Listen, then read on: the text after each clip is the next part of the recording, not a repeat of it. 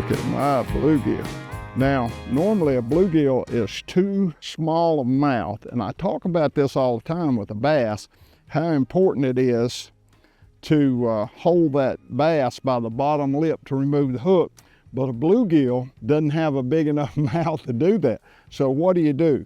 Let me show you what I do to protect this fish. I like to have a rag, a bottle of water, and wet that rag. And I'm gonna tell you, bluegill is a very, very popular species of fish for kids.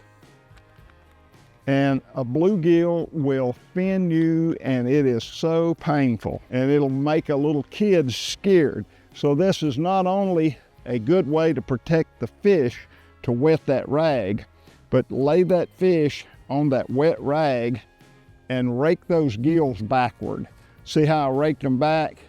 That way now, or fins, I said gills, I'm sorry. Rake those fins backward. That way he can't stick you. But those things are like quills, man. They're unbelievably painful. And it'll scare a little kid, and it'll hurt them. So don't ever let a little kid handle a bluegill without showing them the proper way. And wetting this rag does two things. It helps this fish not remove the slime layer by having it wet, but it also helps to grip and hold those fins back where your little guy or little girl is not going to get hurt or finned. So that is really critical catching a bluegill. And a bluegill is just like a bass. It's very important to have your pliers. Take your time, locate that hook.